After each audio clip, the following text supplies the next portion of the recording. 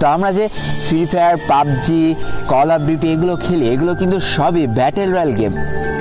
তো বন্ধুরা, আগে জেনে আসি এই ব্যাটেল রয়্যাল গেমের উৎপত্তিটা কোথা থেকে। আসলে কোনো কিছু হুট করে আবিষ্কার করা যায় না, কোনো একটা কিছু থেকে ধারণা নিয়ে একটা নতুন জিনিসের জন্ম হয়। তেমনই বন্ধুরা, মিশন ইম্পসিবল নামে একটা মুভি ছিল, যেটাতে একটা আইসল্যান্ডের মধ্যে কিছু মানুষ আটকা পড়ে যায় এবং একটা পর্যায়ে যে তাদেরকে বাধ্য করা হয় একজন আরেকজনকে হত্যা করার জন্য। এমন চলতে চলতে সর্বশেষ যে বেঁচে থাকে সেই হয়ে যায় জয়ী। এখান থেকে মূলত এই ব্যাটেল রয়্যাল গেমের জন্ম। এবার আসি আমাদের সকলের পছন্দের ফ্রি ফায়ার গেমটার কথায়। ফ্রি ফায়ার গেমটা কোনো একজন মানুষ সৃষ্টি করেনি, এটা একটা কোম্পানি তৈরি করেছিল, আর সেই কোম্পানিটার নাম হলো গেরিনা, যেটা 2009 সালে স্থাপিত হয়েছিল। তো এই কোম্পানির মালিক ছিল ফরেস্ট লি, এবং যেটা সিঙ্গাপুর থেকে পরিচালনা করা হচ্ছিল। 2017 সাল পর্যন্ত বেশ কয়েকটা পপুলার গেম কিন্তু তারা মার্কেটে নিয়ে আসে, কিন্তু ওইভাবে কোনো গেমই মানুষের মন জয় করতে পারে না।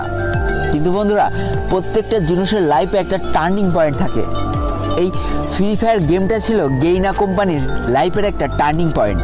এবার চলো জেনে নিই এই ফ্রি ফায়ার গেমটা কিভাবে আবিষ্কার হলো।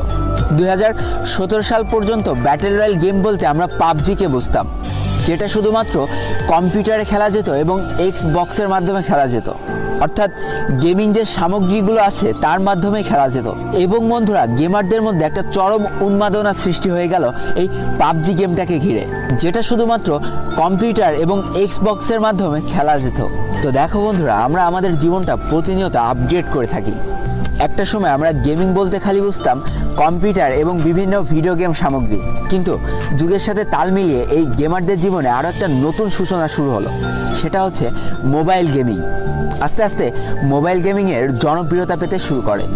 ঠিক এমন একটা পর্যায়ে এসে গেরিনা কোম্পানির মালিক ফরেস্ট লি, যে কিনা সিঙ্গাপুর থেকে বিলং করে, সে ভাবে যে কেমন হয় যদি মোবাইলে একটা ব্যাটেল রয়্যাল গেম চালু করা যায়।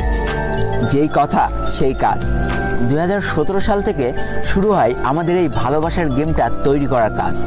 একটু একটু করে তৈরি করা হয় ফ্রি ফায়ার গেমটাকে। তো বন্ধুরা, তারা এমনভাবে গেমটা তৈরি করতে চেয়েছিল যেন প্রায় সব ফোনে এই গেমটা সাপোর্ট করে।